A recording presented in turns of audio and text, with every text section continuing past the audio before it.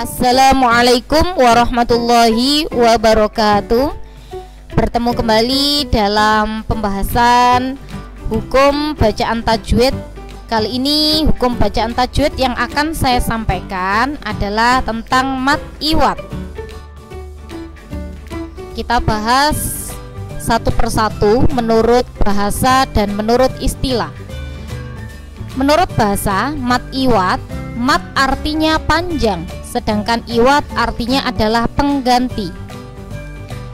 Mad iwad menurut istilah artinya adalah menggantikan fathatain dengan alif, alif yang termasuk huruf mad bila diwakofkan atau dibaca berhenti.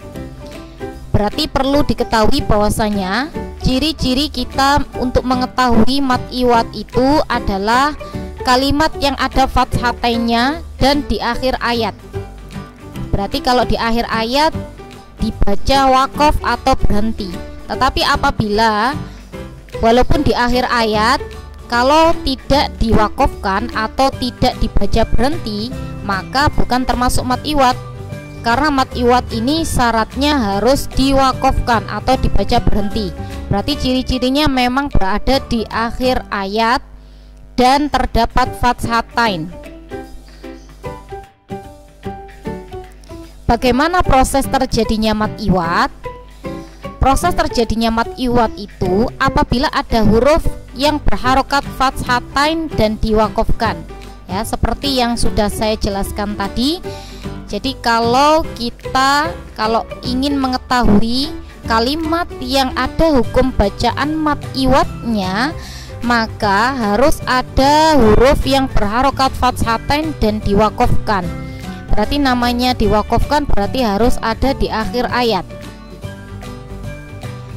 Berikutnya, bagaimana cara membaca mad iwad? Ya, yang pertama, fathatain diganti menjadi fathah biasa. Yang nomor dua, panjangnya dua harokat atau dua ketukan. Jadi ketika mad iwad tadi harokatnya masih fathatain, maka tidak dibaca panjang. Kalau fathatain kan tidak dibaca panjang, jadi dibaca pendek. Sedangkan ketika sudah menjadi mad iwad, berarti ketika sudah diwakofkan, harokat fathatainnya kan menjadi fathah biasa, maka berubah menjadi panjang bacaannya karena di belakangnya kan ada alif. Panjangnya dua harokat atau dua ketukan. Contohnya, ya, ini ada kalimat yang pertama, lafadz yang pertama, hakon. Ya, awalnya begitu, harokat fathatain dan diakhiri alif, ya, diikuti alif. Jelas ya kalau ada lafadz yang berharokat fathatain pasti diakhiri dengan alif. Tapi ada beberapa lafadz yang berharokat fathatain tidak diakhiri alif, ada. Tapi umumnya apabila ada lafadz yang berharokat fathatain pasti di belakangnya akan diikuti dengan alif. Ini contoh hakon, dibaca hakko, ya. Itu hakko itu sudah berubah menjadi mad iwad. Jadi yang awalnya hakon dibaca pendek walaupun ada alifnya, alifnya itu menunjukkan bahwasanya dia berharokat fathatain. Sebelumnya ada huruf yang berharokat fathatain, maka dibaca pendek, hakon. Ketika diwakofkan berubah menjadi hakko, dibaca panjang. Fathatainnya berubah menjadi fathah biasa dan dibaca panjang. Yang kedua, kitaban, dibaca kitabam. Tiga, mau'ilan, dibaca mau'ila, ya, berubah menjadi panjang. Wahudan, dibaca wahuda. Amnan, dibaca amna. Rojulan, dibaca rojula. Ya, begitu contoh-contoh mat iwat.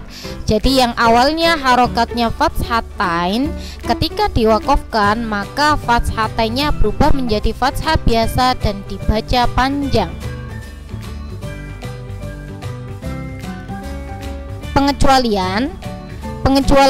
Pengecualian ini apabila ada fathatain berada pada huruf tak marbuto. Jadi apabila ada fathatainnya ini terletak pada huruf tak marbuto, maka bukan termasuk mat iwat.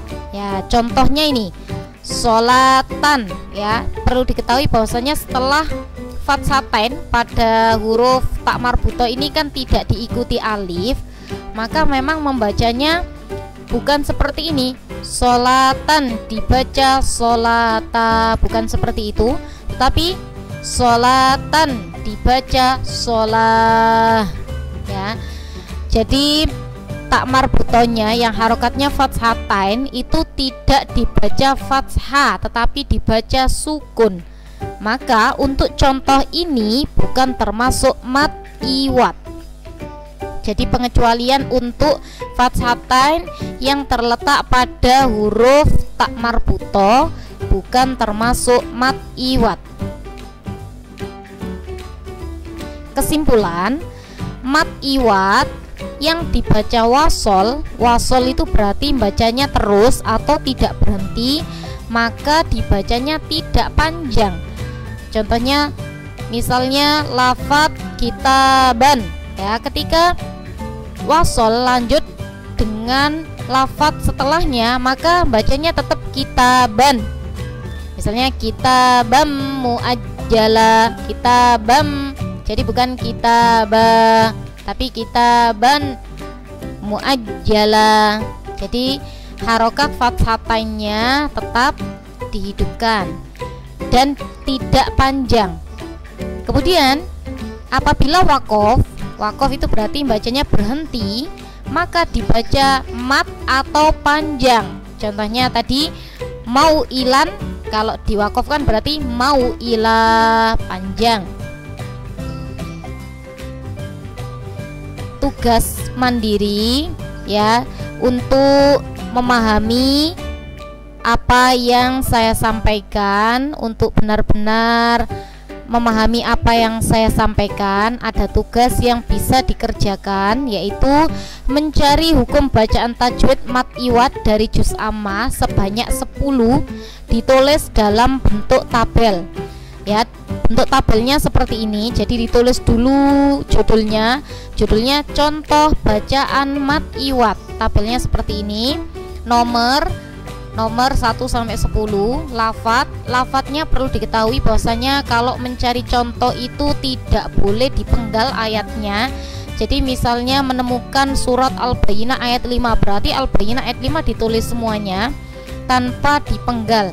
Karena apa? Karena kalau memenggal ayat itu takutnya kita salah dalam memenggal ayat sehingga artinya akan berbeda, akan mengubah arti.